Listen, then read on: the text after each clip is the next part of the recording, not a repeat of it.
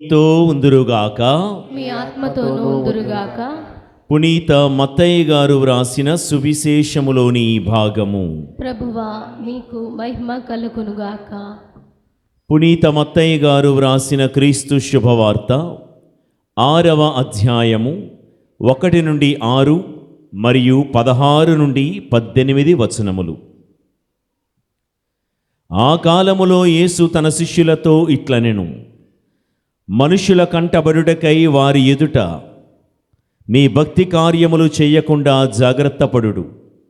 లేని ఎడల పరలోకమందలి మీ తండ్రి నుండి మీరు ఎట్టి బహుమానమును పొందలేరు. ప్రజల పొగడ్తలను పొందుటకై ప్రార్థనా మందిరములలోనూ వీధులలోనూ డాంబికులు చేయునట్లు నీవు నీ దాన ధర్మములను మేళతాళములతో చెయ్యవలదు. వారు అందుకు తగిన ఫలమును పొందియున్నారని నేను మీతో వక్కాణించుచున్నాను. నీవు దానము చేయునప్పుడు నీ కుడి చేయి చేయునది నీ ఎడమ చేతికి తెలియకుండునట్లు రహస్యముగా చేయుము. అట్లయినా రహస్య కార్యములెల్లా గుర్తించు నీ తండ్రి నీకు తగిన బహుమానము వసుగును. కపట భక్తుల వలె మీరు ప్రార్థన చేయవలదు. ప్రార్థనా మందిరములలో వీధుల మలుపులలో నిలువబడి జనులు చూచుటకై ప్రార్థనలు చేయుట వారికి ప్రీతి. వారికి తగిన ఫలము లభించినని మీతో వక్కాణించుచున్నాను. ప్రార్థన చేయునప్పుడు నీవు నీ గదిలో ప్రవేశించి తలుపులు మూసుకొని అదృశ్యుడై ఉన్న నీ తండ్రిని ప్రార్థింపుము. అట్లయినా రహస్య కార్యములెల్లా గుర్తించు నీ తండ్రి నీకు తగిన బహుమానము వసుగును. మీరు ఉపవాసము చేయునప్పుడు కపట వేషధారుల వలె విచారవదనములతో ఉండకుడు. వారు తమ ఉపవాసము పరుల కంటబడుటకై విచారవదనములతో ఉందురు. వారికి తగిన ప్రతిఫలము లభించినని మీతో వక్కాణించుచున్నాను. ఉపవాసము చేయునప్పుడు నీవు తలకు నూనె రాసుకొని ముఖము కడుగుకొనము. అందువలన అదృశ్యుడయ్యున్న నీ తండ్రియే గాని మరెవ్వరనూ నీవు ఉపవాసము చేయుచున్నావని గుర్తింపరు. అట్లయినా రహస్య కార్యములెల్లా గుర్తించు నీ తండ్రి నీకు తగిన బహుమానమును వసగును. ఇది క్రీస్తు సువిశేషము. క్రీస్తువా మీకు స్తుతి కలుగునుగాక. ఈ సువిశేష భాగం బట్టి మన పాపములన్నీ పరిహరింపబడునుగాక. ఆమేన్.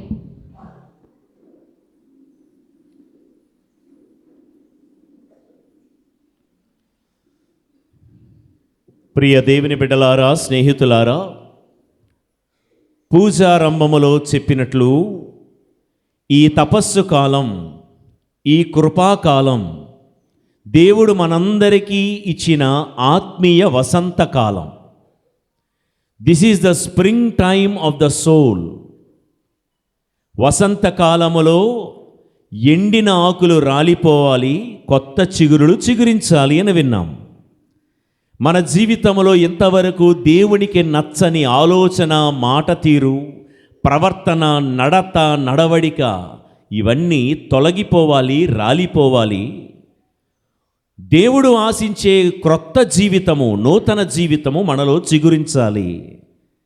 ఈ భావాలతో, క్రొత్త ఆశలతో ఈ తపస్సు కాలాన్ని మొదలు పెడదాం.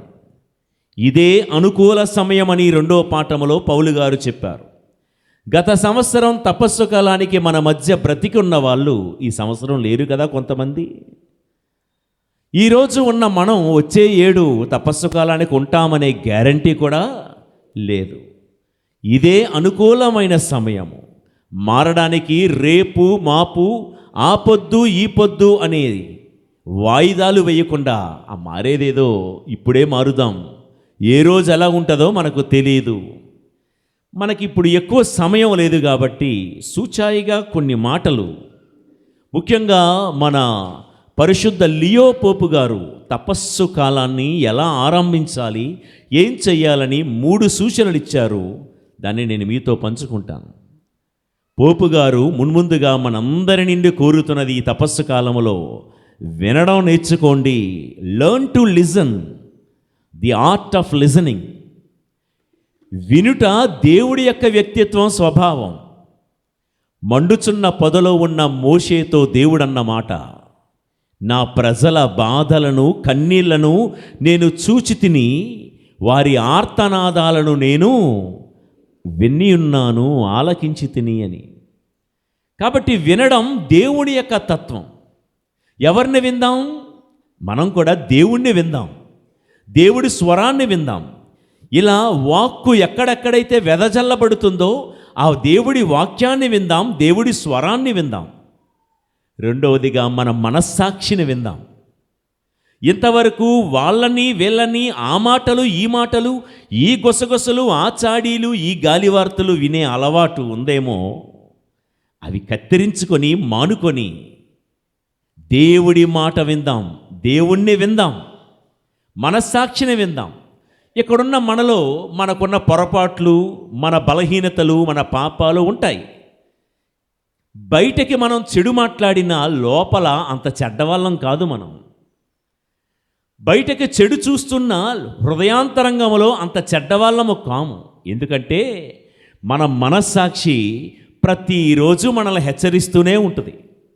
కాని పని చేసినా, హాని పని చేసినా, చెడు చూసినా, చెడు విన్నా, చెడు దారిలోకి వెళ్తున్నా, హే నువ్వెలా వెళ్ళకూడదు, నువ్వెలా మాట్లాడుండకూడదు, నువ్వెలా జీవించుండకూడదని మన అంతరాత్మ మనల్ని హెచ్చరిస్తుందే. దీపారాధన టైంలో మనం విన్నాం, దేవుడు మన ఆత్మలో వెలిగించిన దీపమే అంతరాత్మ అని. కాబట్టి దేవుడు అంతరాత్మతో మనతో మాట్లాడుతూ ఉంటాడు. కాబట్టి దేవుణ్ణి వింటున్న మనం మన మనస్సాక్షి మనల్ని గద్దించేటప్పుడు కూడా వినాలి. ఆ హెచ్చరింపునకు మనల్ని మనం సర్దుబాటు చేసుకుంటూ వెళ్ళిపోవద్దు, దిద్దుబాటు చేసుకుని వెళ్ళాలి. ఇది సర్దుబాటు చేసుకునే సమయం కానే కాదు. అంటే మనిషి అన్నాక ఆ మాత్రం తప్పులు చేయరేంటండి? మనిషి పుట్టినాక ఉప్పు కారం తిన్నాక ఆ మాత్రం కోపం రాదేంటండి? ఇవన్నీ సర్దుబాటు. నేను ఒక్కడనే దొరికానా, నేను ఒక్కరిదాన్ని పాపాత్మురాలనా? ఈ ప్యారిష్లోకి వచ్చిన వాళ్ళు, గుడికి వచ్చిన వాళ్ళందరూ కూడా నీతిమంతులా, పతీతులా అని మళ్ళీ మనం సర్దుబాటు చేసుకుంటూ బ్రతకకుండా మనల్ని మనం దిద్దుబాటు చేసుకునే వాళ్ళముగా ఉండాలి. దిద్దుబాటు. ఎక్కడ గాడి తప్పామో, ఎక్కడ క్రమం తప్పామో దిద్దుకునే సమయము ఈ తపస్సు కాలం. ప్రియులకు దేవుని బిడ్డలారా, కాబట్టి పోపు గారు ఇచ్చే మాట ఏంటంటే లిజన్ టు హిమ్. పునీత అగస్టీను గారు 30 సంవత్సరాలుగా విచ్చలవిడి జీవితాన్ని బ్రతికాడు. ఒకరోజు అలా కూర్చుంటే తన అంతరాత్మ తనకు చెప్పే మాట టేక్ అండ్ రీడ్. ఈ ఒక్క మాట అగస్టీన్ గారి జీవితాన్ని మార్చేసింది. Take and read. వెంటనే ఇది పట్టుకొని బైబిల్ గ్రంథం పట్టుకొని చదువుతూ ఉంటే అగస్టీన్ గారు అన్న మాట ఏంటో తెలుసా? ప్రభువా, ఎన్నాళ్ళు నువ్వు నాలోనే ఉన్నావా? నువ్వు నాలో ఉంటే నేను బయట ఉన్నాను, అందుకే నిన్ను కనుక్కోలేకపోయాను. You have been inside of me, but I have been never with me. I have been always outside అన్నాడు. అంటే నేను ఎప్పుడూ కూడా నాలో ఉన్న నిన్ను కనుక్కోలేకపోయాను, బయట తిరుగుతూ ఉన్నాను. ఆ వ్యాపకాలు, ఈ వ్యాపకాలు, ఈ వ్యవహారాలు, నాలో ఉన్న నిన్ను నేను వింటేనే కదా నిన్ను కనుగొనేది అని అగస్టీన్ గారు అన్నమాట. సో తపస్సు కాలంలో పోపు గారిచ్చే పిలుపు విందాం, దేవుణ్ణి విందాం, మన మనసాక్షిని విందాం, అవసరములో ఉన్న వారిని విందాం. ముసలి వాళ్ళందరూ ఎవరైనా ఉంటే బాగున్ను, వాళ్ళతో మాట్లాడితే బాగున్ను అని కొంతమంది ఉంటారు. వాళ్ళని వెతుక్కుంటూ వెళ్ళి ఒక అరగంట ఇచ్చేయండి వాళ్ళకి. వాళ్ళు చెప్పేది మనకు అర్థమైనా అర్థం కాకపోయినా వృద్ధాప్యములో ఉన్న వాళ్ళ దగ్గర వెళ్ళి కూర్చొని వాళ్ళు చెప్పేది ఏదో వినండి. నేను చెప్పే నా 4 మాటలు వింటే ఎవరైనా బాగుండు అని చాలామంది ఎదురు చూస్తున్నారు. మనం రూపాయి సహాయం చేయాల్సిన అవసరం లేదు, కాస్త కూర్చొని విందాం, అదే మహాపుణ్యం. Praise the lord. ఇక రెండవది పోపు గారు చెప్పే మాట ఏంటంటే ఉపవాసం ఉందాం. ఉపవాసం అంటే విన్నాం కదా యోవేలు గ్రంథంలో, మీ బట్టలు చించుకునడం చాలదు, మీ గుండెలు మొక్కలు చేసుకోండి. ఓ ముద్దన్నం వదిలేయడం చాలా ఈజీ, ఓ ముద్దన్నం ఉపవాసం చేయడం ఈజీయే. కానీ ప్రభువు మన నుండి కోరుతున్న ఉపవాసం తర్వాత చదువుకోండి. యెషయా గ్రంథం 58వ అధ్యాయములో దేవుడు మెచ్చే ఉపవాసం. దానికి ఒక సూచన ఏం చెప్తున్నారంటే టుడే డిజిటల్ ఫాస్టింగ్ అనండి. ప్రతి ఒక్కరికి ఇది ఉంది కదా, సెల్ ఫోను. అక్కడ పెద్ద ఆయన చెప్పే మాట ఏంటంటే, నీకు రోజు ఇన్స్టాగ్రామ్ చూసి రీల్స్లో ఒక అరగంట టైం గడిపే అలా వేస్ట్ అయిపోతుందా? నేను ఇన్స్టాగ్రామ్ చూడను అని నువ్వు అనుకుంటే అవ్వదు. దాన్ని డిలీట్ చేసి పారే అంటున్నాడు ఆయన. అది ఫేస్బుక్ అయినా మరి ఇంకొక ఏ మాధ్యమాలైనా దేనికి మనం వ్యసనమైపోతున్నామో ఉపవాసం అనగా కత్తిరించుకోవాలి. దేనికైతే ఈ జీవితం అలవాటు పడిపోయిందో తపస్సు కాలములో కత్తిరించు. అది కోపమైనా అసూయైనా దేనికి అలవాటు పడిపోయింది మన బాడీ, దాన్ని కత్తిరించుకోవడమే నిజమైన ఉపవాసం. నాకు నచ్చిందైతే డిజిటల్ ఫాస్టింగ్. అలాగని దేవుడి వాక్యం వినకుండా ఉండమన్నారు కాబట్టి అయి కావు. చెడు అనేది ఏదైతే ఉందో ఆ డిజిటల్ ఫాస్టింగ్, చెడు చూడడం. కంటికి కనిపించిందంతా చూడొద్దు, చెవులకు వినిపించిందంతా వినద్దు. నీకు ఏదేదైతే మనసులో అనిపించిందో అవన్నీ ఆలోచించొద్దు. అదేవిధంగా లోకం రమ్మన్న చోట్లకల్లా కాలు ఈడ్చుకొని వెళ్ళిపోవద్దు. ఇది తపస్సు కాలం. మూడో మాట ఆయన ఏం చెప్పాడంటే, పోపు గారు చెప్పిన మాట, అందరూ కలిసి ఆరాధించండి, అందరూ కలిసి దేవుడి వాక్కు వినండి. అందుకే కదా మనం ప్రతి ఆదివారం అందరూ రండి, గ్రామాల నుంచి అందరూ ఇక్కడికి రండి. ఈ కార్యక్రమం the mind of the church, పని పాట లేక పెట్టింది కాదండి ఇది. అందరూ కలిసి ఆరాధించండి, అందరూ కలిసి జపమాల చెప్పండి, అందరూ కలిసి దేవుని స్తుతించండి, అందరూ కలిసి దేవుడి వాక్కు చదవండి, వినండి అని పోపు గారు ఈ 3 సూత్రాలు ఏంటేంటి వినడం నేర్చుకోండి. రెండోది ఉపవాసం అనగా ఏదైతే అనవసరంగా ఎదుగుతుందో దాన్ని కత్తిరించండి. మూడవదిగా అందరం కలిసి ఆరాధించండి అని. ప్రియులారా, కొంతమంది పునీతులు తపస్సు కాలాన్ని ఎలా గడిపారో 2-3 ఉదాహరణలు మీతో ఉంచుతాను. కొంతమంది పునీతులు లాస్ట్ ఇయర్ పునీతులుగా చేయబడిన పియర్ జార్జో ఫస్సాటి విన్నారా? కార్లో అక్యుటిస్ గారితో పాటు ఇతన్ని కూడా పునీతుని చేశాడు. పియర్ జార్జో ఫ్రస్సాటి అనే ఈ వ్యక్తి. ఇతడు చేసిన పెద్ద త్యాగం ఏంటో చెప్పమంటారా? చాక్లెట్లు గంటకి 2-3 తినేవాడంట.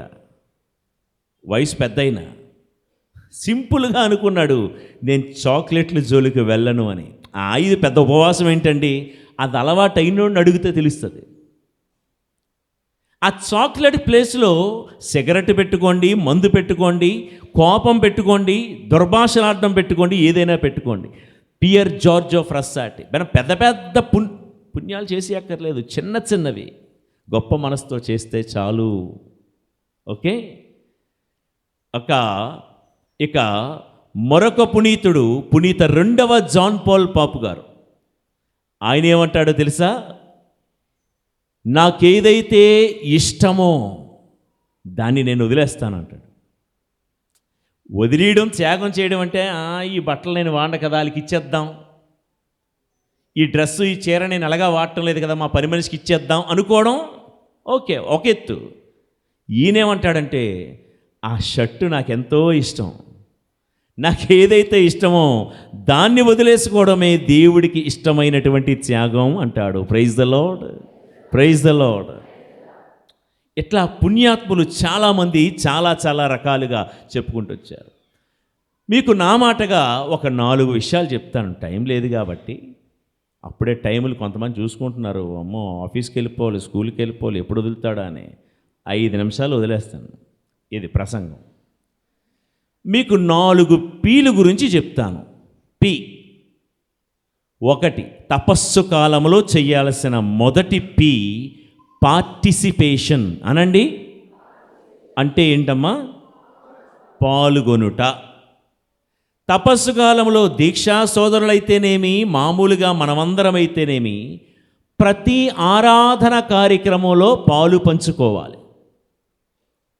దేవుణ్ణి స్తుతించే ప్రతి ఆరాధన, అది శిలువ మార్గమైన, జపమాలైన, వాక్కు అందించే వాక్యోత్సవమైన, కూటమైన, పార్టిసిపేట్ ఎక్కడైనా సేవా కార్యక్రమం జరుగుతుందా, వెళ్ళి వాళ్ళతో పార్టిసిపేట్ చేయండి. మరీదలస్సులతో కలవండి, నైటింగేల్స్ ఆఫ్ యానాంతో కలవండి, డాన్ బోస్కో యూత్తో కలవండి, పార్టిసిపేట్.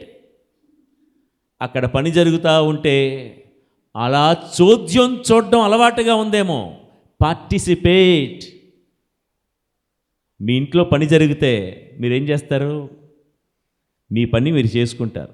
చేస్తూ ఉన్నప్పుడు మీకు ఎప్పుడైనా మనసులో అనిపించిందా, నేను ఒక్కదాన్నే చేస్తున్నాను, అలా చేతులు కట్టుకోకపోతే వచ్చి నాకు సాయం చేయొచ్చు కదా అని మీకు అనిపించిందా? అబద్ధం ఆడకుండా చెప్పండి, టైం లేదు. అనిపించిందా లేదా? ఇది దేవుడి పని కదా. మనమే ఎంత ఫీల్ అయితే దేవుడు ఫీల్ అవరా? ఏమై మనకొక న్యాయము, దేవుడికి ఒక న్యాయం. దేవుడి పని చేసేటప్పుడు దేవుడు అనుకోడా, పాపం ఒక్క బిడ్డే కష్టపడుతున్నాడు, ఒక బిడ్డే కష్టపడుతుంది, ఆ చెయ్యి ఈ చెయ్యి కూడా కలిపితే బాగుండు కదా. ఆవిడికి చెయ్యి ఇచ్చింది నేనే, ఇతడికి చేతినిచ్చింది నేనే, కానీ ఆ చేతులు ఎందుకురా భగవంతుడు అనుకుంటాడు తనలో తాను, ఎందుకు సృష్టించాను వాళ్ళకి చేతులు ఎందుకు ఇచ్చానని. కాబట్టి పార్టిసిపేట్. దేవుడిచ్చిన చేతులు దేవుడి కోసం వాడు, దేవుడిచ్చిన కాళ్ళు దేవుడి కోసం వాడు. ఓకే. రెండవది ప్యూరిఫికేషన్ అనండి. అంటే మీరందరూ ఎంఏ ఇంగ్లీష్ లిటరేచర్ లాగా ఉన్నారు, అసలు చెప్పేస్తున్నారన్నీ.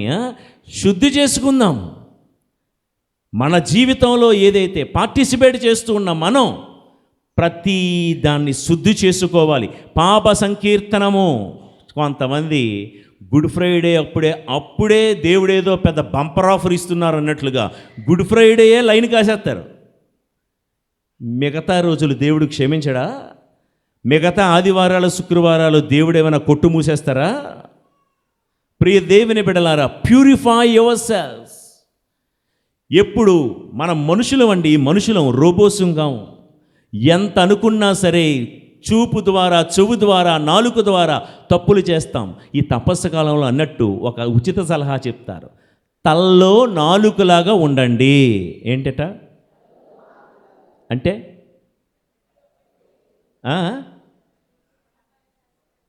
అందరికీ తల్లో నాలుకలాగా ఉండండి. నా వైపు చూడండి. తల ఇక్కడ నాలుక ఉంది. ఈ నాలుక ఎక్కడుంది? నోట్లో ఉంది. ఈ నాలుకకి పైన కింద ఏముంటాయి? పుచ్చిపళ్ళు ఉన్నోళ్ళ గురించి అడగట్లేదు, మామూలుగా చెప్పండి. పైన కింద ఏముంటాయి? దంతాలు ఉంటాయి, కోర దంతాలు ఉంటాయి, పైనుండి కింద నుండి ఈ నాలుకని. కానీ ఈ నాలుక ఎంత తెలివైందో తెలుసా? పైనున్న పంటికి కిందనున్న పంటికి చిక్కకుండా తన్ను తాను కాపాడుకుంటుంది. ఇది తల్లో నాలుగుగా ఉండడం. పైన కింద ఈ సమాజం నిన్ను ఎప్పుడెప్పుడు నలపాలని ప్రయత్నిస్తూ ఉంటే, అక్కడ ఇక్కడ శోధనలు ఎప్పుడెప్పుడు నిన్ను నలపాలని ప్రయత్నిస్తుంటే, ఈ నాలుక ఎలాగైతే తన్ను తాను కాపాడుకుంటుందో, కాపాడుకో. Purify yourself. కాపాడుకో. నువ్వు ఎలాగుండి సపసాన్ తీసి బయటికి వెళ్తావు, గుడి బయటే అక్కడే అరుగు దగ్గర ఒకడు మీటింగ్ ఎడతాడు. నీ నాలుకను, నీ జీవితాన్ని కకావికలం చేసి చెడగొట్టే ప్రయత్నం చేస్తారు. ఒకరిచ్చే ఆలోచన వల్ల నువ్వు చెడిపోతావు, ఒకరు చెప్పే మాట వల్ల నువ్వు చెడిపోయే ప్రమాదం ఉంది. తల్లో నాలుకలా ఉండమంటే తపస్సు కాలంలో క్రైస్తవుడు కొందరు తీరు ప్రవర్తన మనల్ని నలిపే ప్రయత్నం చేస్తూ ఉంటే, నిన్ను నీవు కాపాడుకో. నీ నోట్లో నాలుకలాగా కాపాడుకోలేదు, ఏది పడితే తినేస్తాను, పాన్ పరాగు, కైని, జర్దా, గుట్కా, గంజాయి ఇవన్నీ వేస్తే నోటి క్యాన్సర్ వచ్చే ప్రమాదం ఉంది. బహుపరాక్, జాగ్రత్త. నచ్చలేదా మీకు? So participation. రెండోది ప్యూరిఫికేషన్. మూడోది ప్రిపరేషన్.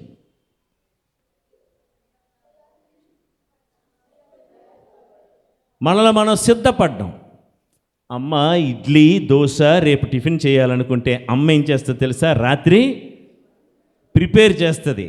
ఆ పప్పు నానబెట్టి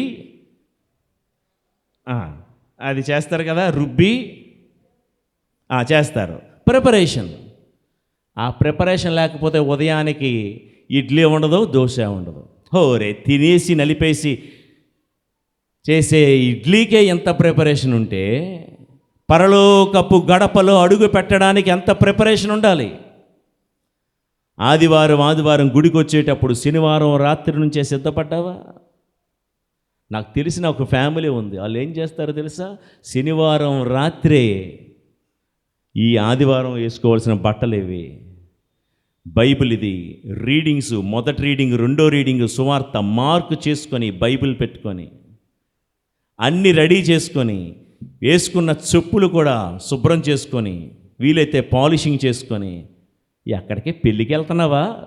అంతకు మించి ఏటట పెళ్ళికి వెళ్తున్నారా? వెళ్ళట్లేదు పెళ్ళికి.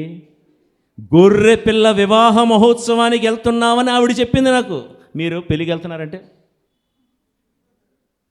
బైబిల్ మనకి గొర్రె పిల్ల వివాహ మహోత్సవానికి వెళ్తున్నాము. ఆఫ్టర్ ఆల్ ఈ లోకంలో పెళ్ళిళ్ళకే అంత ప్రిపేర్ అయితే గొర్రె పిల్ల వివాహ మహోత్సవానికి ఎంత ప్రిపరేషన్ ఉండాలండి.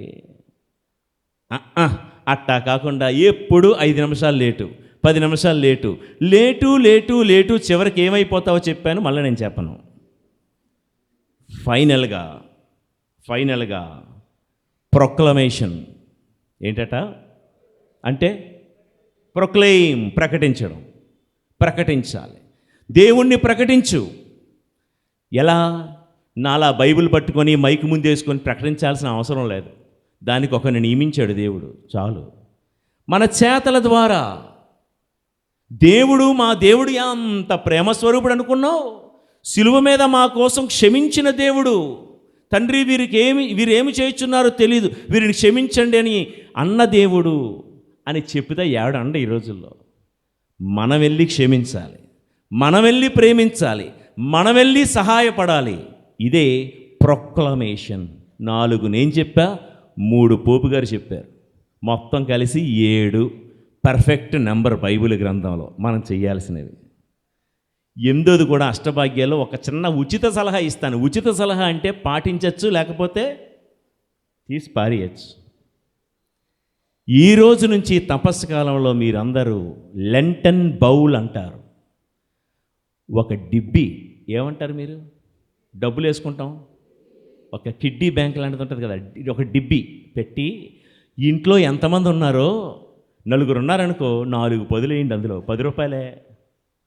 6 ఉంటే 6 పదులు వేయండి. అంటే ఒక్కొక్కరు ఆ డిబ్బీలో 10 రూపాయలు వేసి, మనం చేసే త్యాగం. ఈస్టర్ పండుగ అయిపోయిన తర్వాత ఆ డిబ్బీ పగలగొట్టి 2 కేజీల మేకమాంసం కొనుక్కొని, అవునా, ఆ డిబ్బీ పగలగొట్టి, లేదా ఆ డిబ్బీని ఉన్నట్టుగా మీకు తెలిసిన పేద సంస్థలు, అనాథ శరణాలయాలు, వృద్ధాశ్రమాలు ఎక్కడైతే ఉంటాయో, ఇదిగో అండి మేము దేవుడి పేరిట మేము చేసుకునేంత త్యాగం. నేను చెప్పింది 10 రూపాయలు మినిమం. మీకు దేవుడిస్తే రోజుకు 100 రూపాయలు అయ్యి, రోజుకు 200 అయ్యి. ఇప్పుడు ఎలాగా? ఇప్పుడు ఈ అదే శిలావతి, గుణవతి ఎవరాలు, వాళ్ళని ఎలాగా తినం కదా. అదేంట్రా గులివిందలు ఇవన్నీ తినము కదా. అలాగా కోడి ఇదేమీ తినం కదా. తినం కదా నేను అంటున్నా. మీరు పెద్దగా కన్విన్స్ అయినట్లేరు. తినేస్తారా? అవన్నీ మిగిలినవి వేసి చివరికి ఎవరైతే పేదలుగా ఉన్నారో, ఒక పిల్లల చదువు కోసం ఆ డిబ్బీ డబ్బులు ఇచ్చేయండి వాళ్ళకి, ఆ పిల్లోడికి. ఒక పేద కుటుంబానికి ఇచ్చేయండి. ఒక ముద్దన్నం ఒక ఫ్యామిలీకి పెట్టండి. ఇట్లా అది. ఎందుకంటే మనం ఒకేసారి 2-3 వేలు ఇవ్వాలంటే మనకు బాధ. రోజుకు కొంత వేసాం అనుకోండి, అది దేవుడికి ఇష్టమైన అమూల్యమైన కానుక. ఈ చేత్తో చేసింది ఈ చేతికి తెలియకూడదు. తెలియకుండా రహస్య కారణంలా గుర్తించిన దేవుడు నీకు బొద్ద బహుమానాన్ని ఇస్తాడు. ఇట్టి కృప ఈ వసంతకాలంలో, ఈ తపస్సు కాలంలో దేవదేవుడు మనందరికీ అనుగ్రహించునుగాక. ఆమెన్.